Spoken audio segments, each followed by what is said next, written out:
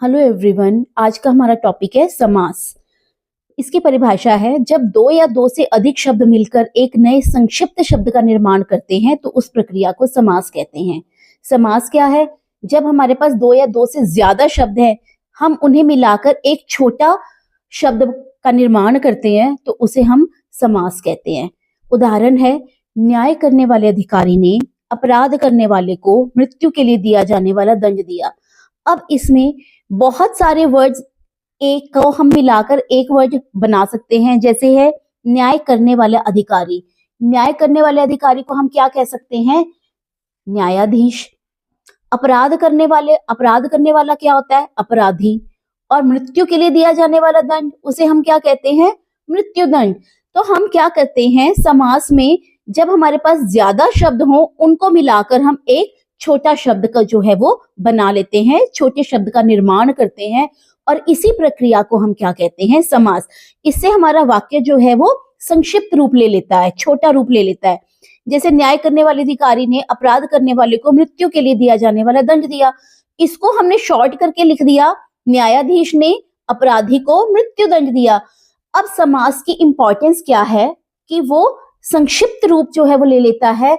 किसी भी वाक्य में जब भी ज्यादा वर्ड हो उसको हम मिलाकर एक जब छोटा रूप ले लेते हैं, एक छोटे शब्द का निर्माण कर देते हैं, तो वो वाक्य जो है बहुत ही आसानी से समझ में आ जाता है।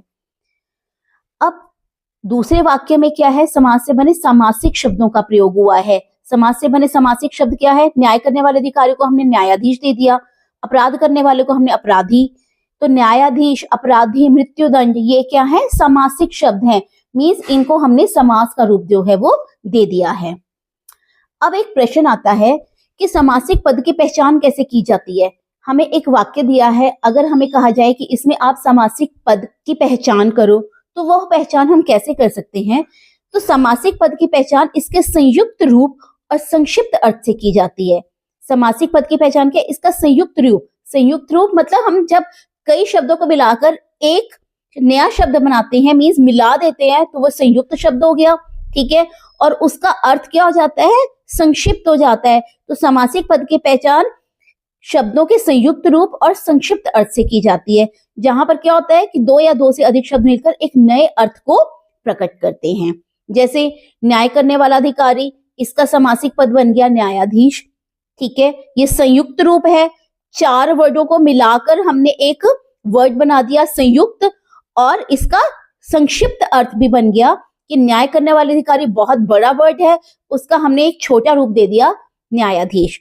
वैसे ही अपराध करने वाला, तीन शब्द हैं, इसको हमने संयुक्त रूप दे दिया, तीन का बना दिया एक ही शब्द, वो क्या है? अपराधी। अपराधी क्या होता है? अपराध करने वाला। तो ये क्या है? समासिक पद हैं। अब जब हम किसी भी समास की रचना करते हैं तो उसमें प्रायः दो पद होते हैं। एक होता है पूर्व पद, दूसरा होता है उत्तर पद। पूर्व पद, जो पहला पद है उसको पूर्व पद कहेंगे, और जो दूसरा पद होता है उसे हम क्या कहते हैं? उत्तर पद। जैसे हमारे पास एक वर्ड है आज्ञानुसार। आज्ञा अनुसार दो शब्दों के मेल से बना है, राइट। तो इसमें पहला शब्द है आज्ञा और दूसरा शब्द है अनुसार। तो पहला शब्द जो है उसे हम क्या कहेंगे? पूर्व पद, और जो दूसरा शब्द है उसे हम क्या कहेंगे? उत्तर पद। वैसे ही हमारे पास वर्ड है यथा शीघ्र। यथा प्लस शीघ्र दो शब्दों के मेल से बना है, तो इसमें जो पहला वर्ड है वो है हमारा पूर्व पद और दूसरा क्या है? उत्तर पद। नेक्स्ट आता है समास विग्रह। समस्त पद के अंगों को अलग करने की प्रक्रिया को समास विग्रह कहते हैं। जब हमें एक संक्षिप्त शब्द दे रखा है और हमें उसे अलग करके लिखना है तो उसे क्या कहेंगे? समास विग्रह।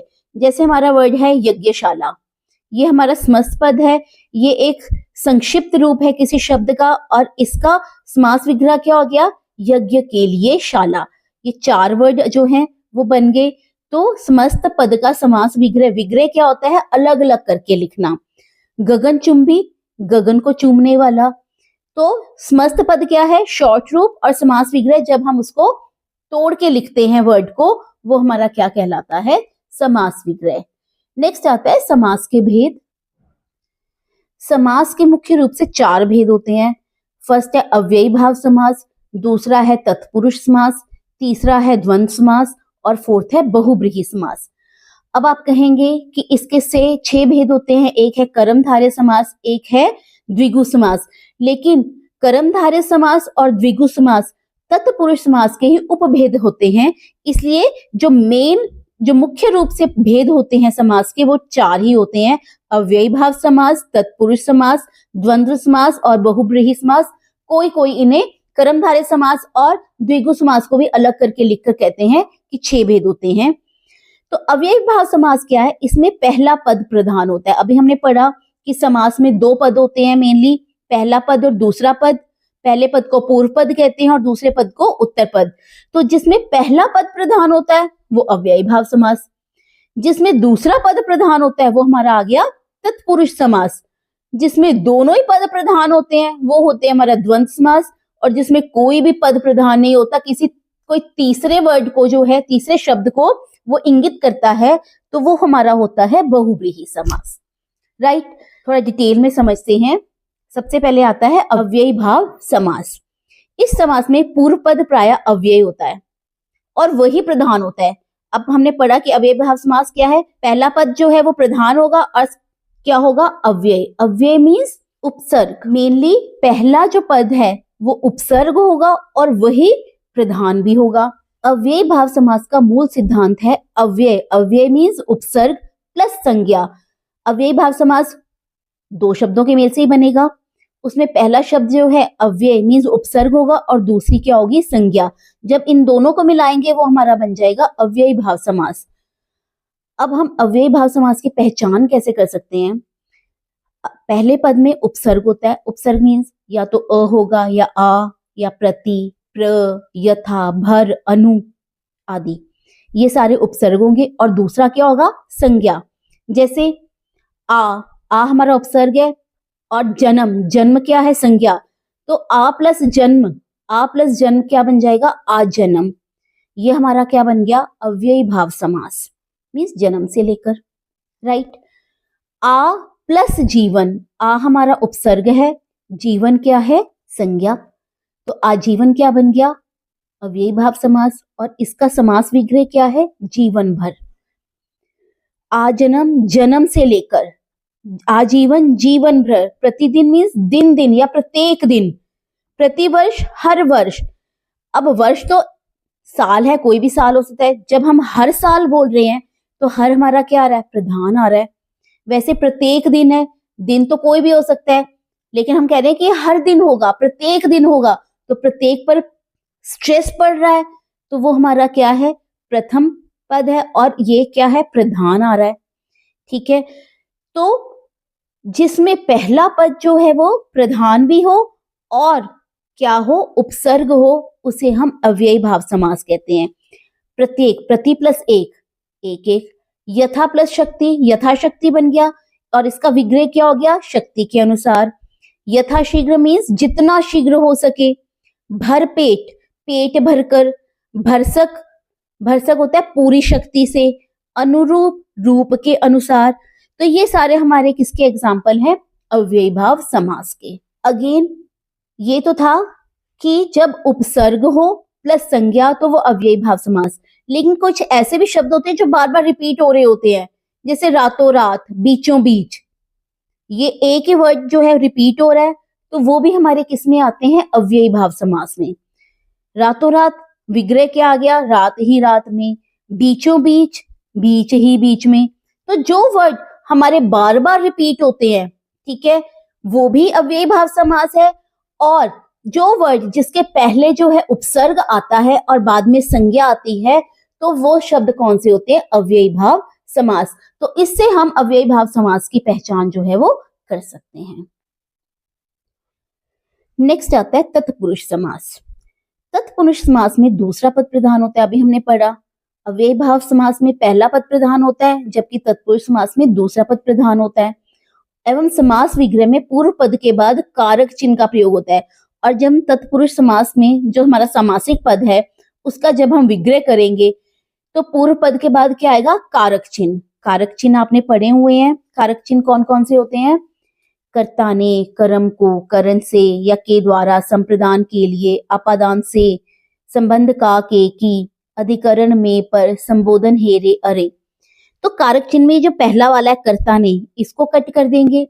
संबोधन हेरे अरे ये हमने कट कर दिया। हमारे पास बचे 1 2 3 4 5 6 6। तो ये 6 जो हैं इनके जो नाम है यही हमारे तत्पुरुष समास के उपभेद भी होते हैं, प्रकार भी होते हैं। कर्म तत्पुरुष, करण तत्पुरुष, संप्रदान तत्पुरुष, अपादान तत्पुरुष, संबंध तत्पुरुष, अधिकरण तत्पुरुष। जब किसी के बाद जब ही हमारा समासिक पद है उसको जब हम विग्रह करेंगे तो विग्रह में जब बीच में को आ जाएगा वो हमारा होगा कर्म तत्पुरुष। जब से आ जाएगा तो वो होगा हमारा करण तत्पुरुष समास। जब के लिए आए तो संप्रदान तत्पुरुष होता है। जब दो पदों के बीच में से आए तो वो होता है अपादान। जब का या के या की आए तो वो होगा संबंध तत्पुरुष, और अगर में या पर आए तो वो होगा अधिकरण तत्पुरुष समास। अब आप एक चीज गौर कीजिए कि करण में भी आ रहा है से और अपादान से भी आ रहा है से, दोनों में ही से है। तो अब हमें कैसे पता चलेगा कि ये करण तत्पुरुष है या अपादान तत्पुरुष है? जब ये वाला से है अलग होना मतलब किसी चीज से जुदा होना। जब दो शब्दों के बीच में उनका मीनिंग है किसी चीज से अलग होना तो वो आएगा अपादान। एग्जाम्पल देखते हैं। एक है रस भरा, रस से भरा, रस से भरा हुआ है, से आ रहा है बीच में, ये किसी चीज से अलग नहीं हो रहा है तो ये होगा आपका करण तत्पुरुष। अब है रोग से ग्रस्त, रोग से ग्रस्त है ये भी किसी चीज से अलग नहीं हो रहा है तो ये भी आपका आएगा करण तत्पुरुष। लेकिन जब आएगा भय रहित, भय रहित मीन्स भय से रहित, भय से अलग हो रहा है वो, जब यहाँ पर अलग हो रहा है, रहित हो रहा है तो यहाँ पर आएगा आपका अपादान तत्पुरुष। फिर आता है रोग मुक्त, रोग मुक्त भी क्या होता है? रोग से मुक्त, रोग से मुक्ति हो रही है, रोग से अलग हो रहा है वो, तो ये भी क्या आएगा? अपादान तत्पुरुष समास। तो ये डिफरेंस है करण और अपादान तत्पुरुष में। बाकी के लाइक रसोई घर, रसोई घर को जो हम विग्रह करेंगे तो ये बन जाएगा रसोई के लिए घर। के लिए जो आ रहा है तो के लिए किस में आता है? संप्रदान में, तो संप्रदान तत्पुरुष समास हो जाएगा रसोई घर। गगन चुंबी है, गगन चुंबी का विग्रह क्या होगा? गगन को चूमने वाला। अब को आ रहा है बीच में, को कौन सा कारक है? कर्म कारक है, राइट। तो गगन चुंबी क्या हो जाएगा? कर्म तत्पुरुष समास। वैसे ही ग्रामगत, ग्रामगत है ग्राम को गत, गांव को गया हुआ। अब को है अगेन कर्म तत्पुरुष समास। रस भरा, रस से भरा, से है तो ये करण तत्पुरुष समास। रोगग्रस्त, रोग से ग्रस्त, अगेन से है तो ये भी क्या है? करण तत्पुरुष समास। यज्ञशाला, यज्ञशाला यज्ञ के लिए शाला, के लिए है संप्रदान कारक तो यज्ञशाला क्या हो गया? संप्रदान तत्पुरुष समास। भय रहित, भय से रहित, रोग मुक्त, रोग से मुक्त तो ये दोनों क्या हुए? अपादान तत्पुरुष समास। राजकुमार, राजकुमार क्या है? राजा का कुमार, राजा का है, का जो है संबंध कारक होता है तो राजकुमार क्या हुआ? संबंध तत्पुरुष समास। नेक्स्ट आता है ईश्वर भक्त, ईश्वर भक्त का विग्रह क्या होगा? ईश्वर का भक्त, अगेन का है तो संबंध तत्पुरुष समास। घुड़सवार, घुड़सवार का विग्रह क्या होता है? घोड़े पर सवार, घोड़े पर सवार है, पर आ रहा है बीच में तो ये क्या है? अधिकरण तत्पुरुष समास। नगरवास, नगर में वास, में आ रहा है अगेन अधिकरण तो अधिकरण तत्पुरुष समास। तो ये है हमारे तत्पुरुष समास। अब नेक्स्ट तत्पुरुष समास के ही बताया था मैंने कि दो उपभेद होते हैं, एक है कर्मधारय तत्पुरुष समास और दूसरा है द्विगु तत्पुरुष समास। अब कर्मधारय समास किसे कहते हैं? कर्मधारय समास में भी दूसरा पद प्रधान होता है, क्योंकि ये तत्पुरुष समास, ये तत्पुरुष समास में हमने पढ़ा था कि दूसरा पद प्रधान होता है, वैसे कर्मधारय समास भी क्योंकि तत्पुरुष समास है तो इसमें भी दूसरा पद क्या होगा? प्रधान होगा। और पहला पद विशेषण और दूसरा पद विशेष्य होता है, या एक पद उपमान और दूसरा पद क्या होता है? उपमेय। जैसे अब विशेषण क्या होता है और विशेष्य क्या होता है? विशेषण जिसकी विशेषता बताता है, जिसकी विशेषता बताई जाए वो विशेष्य, और जो विशेषता है वो क्या होगा? विशेषण। एग्जाम्पल लेते हैं, लाल कपड़ा। अब कपड़ा कैसा है? लाल है। तो विशेष्य किसकी विशेषता है? कपड़े की विशेषता है। कि क्या विशेषता है? कि वो लाल कलर का है। तो लाल आ जाएगा विशेषण और कपड़ा क्या आएगा? विशेष्य। तो वैसे ही समस्त पद जो हैं, जो हमें विशेषण और विशेष्य बताते हैं, वो होते हैं कर्मधारय तत्पुरुष समास। जैसे नील कमल, कमल कैसा है? नीले कलर का है, नीले रंग का है। तो ये क्या है? विशेषण और कमल क्या आ जाएगा? विशेष्य। अब एक विशेषण है, एक विशेष्य है, तो ये आपका होगा कर्मधारय समास। और इसका जब हम विग्रह करेंगे तो हम क्या करेंगे? नील कमल का क्या हो गया? नीला है जो कमल। परमानंद, परम आनंद, राइट।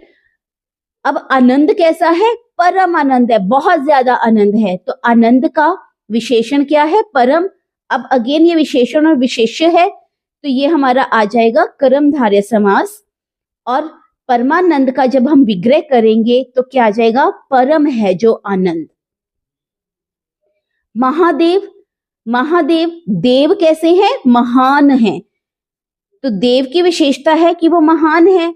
अगेन विशेषण और विशेष्य का ये शब्द जो है संयुक्त रूप है, विशेषण और विशेष्य आ रहा है इसमें, तो ये भी आपका कर्मधारय समास है। और जब हम इसका विग्रह करेंगे तो क्या आएगा?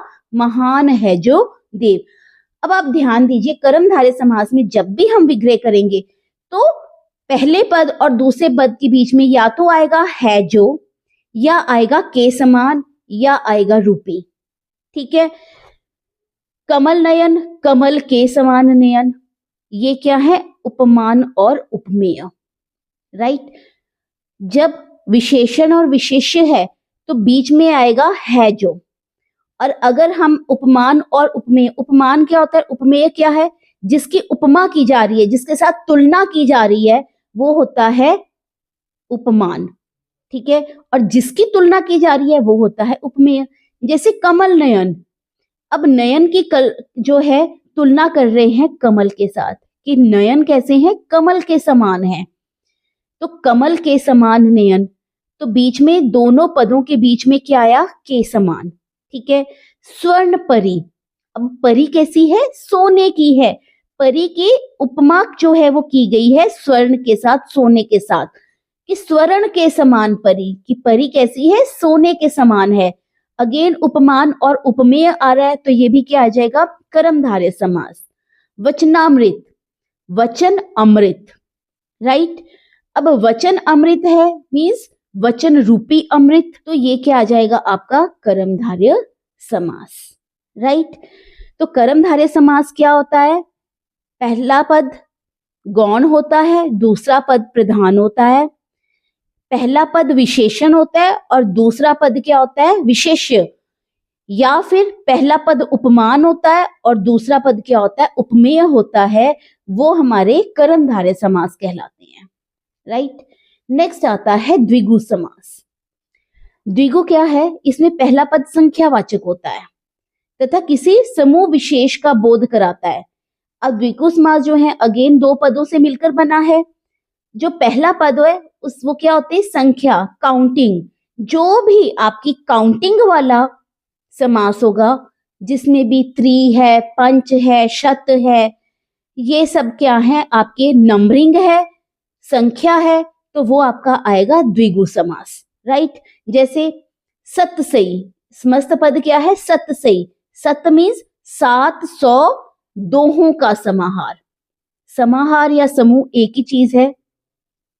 त्रिलोक, त्रि क्या है? अगेन काउंटिंग है, संख्या। त्रि मीन्स 3, सत मीन्स 100, पंच, पंचवटी, पंच मीन्स 5।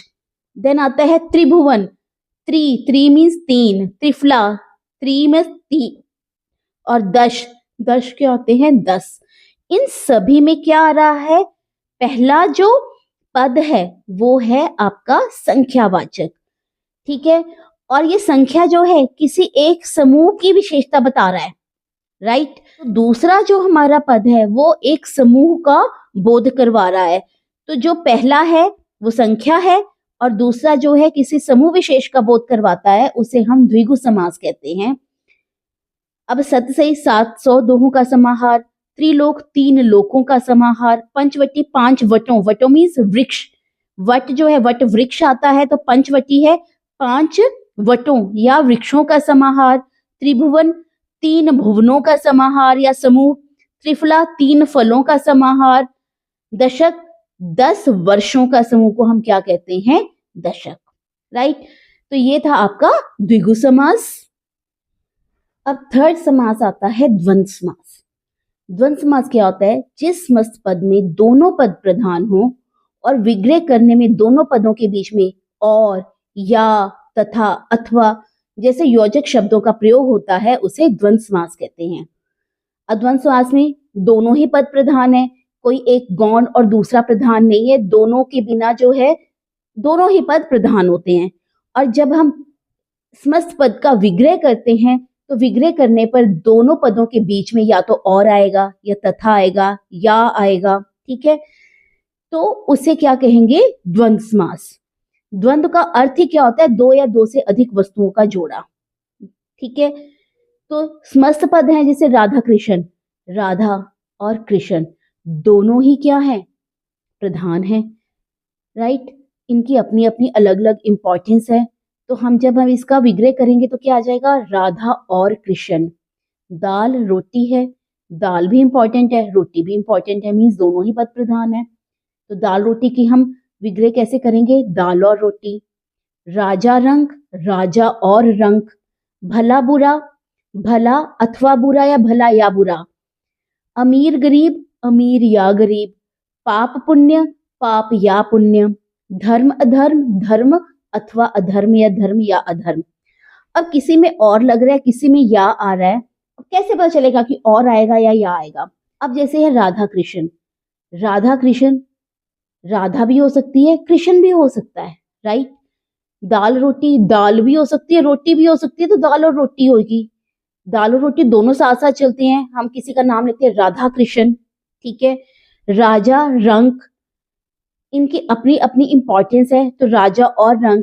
भला बुरा, या तो कोई पर्सन भला होगा या बुरा, दोनों तो चीजें नहीं हो सकती ना। ठीक है, तो या तो भला होगा या बुरा होगा, तो इसका क्या आ जाएगा? भला या बुरा।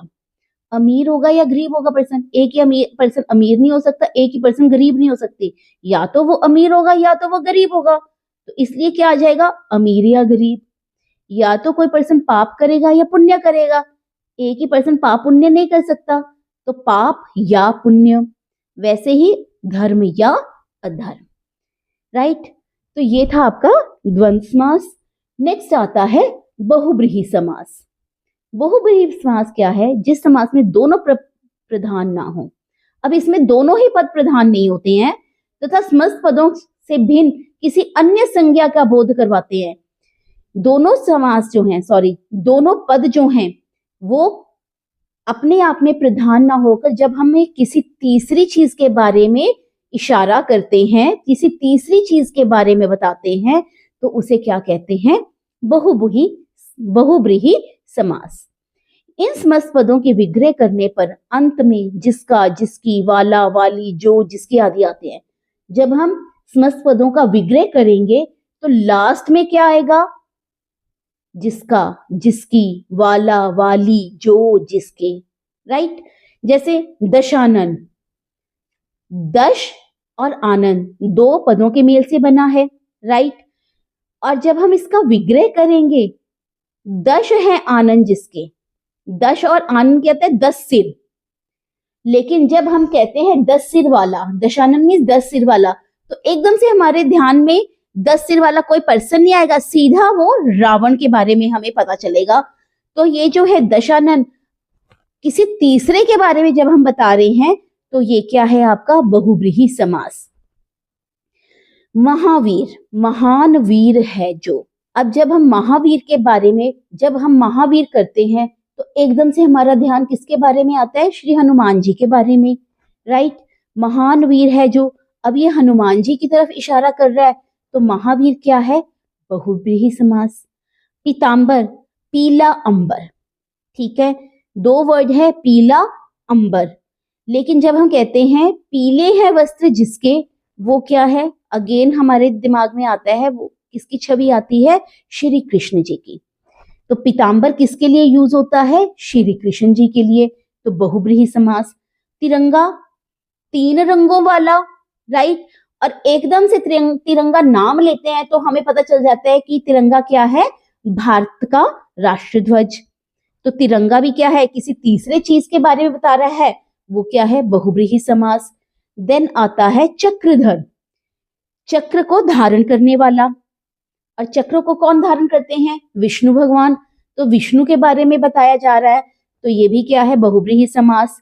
नीलकंठ, नीलाकंठ, ठीक है, नीला है कंठ जिसका इसका विग्रह होगा, और नीला कंठ किसका है? एकदम से हमारे दिमाग में आता है शंकर भगवान जी, तो ये भी क्या है? किसी तीसरे पर्सन के बारे में बता रहे हैं, तो ये भी बहुब्रीहि समास है। नेक्स्ट आता है कमल नयन, कमल के समान नयन है जिसके।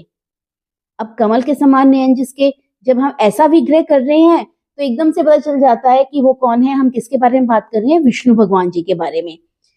तो जब भी लास्ट में देखिए जिसके, जो, जिसके, वाला, वाला, जिसका, तो जब लास्ट में जब हम विग्रह करते हैं, लास्ट में जो, जिसके, वाला, वाली आते हैं, तो ये वर्ड क्या आते हैं? बहुब्रीहि समास के। अब बहुब्रीहि समास और कर्मधारय समास में क्या फर्क है?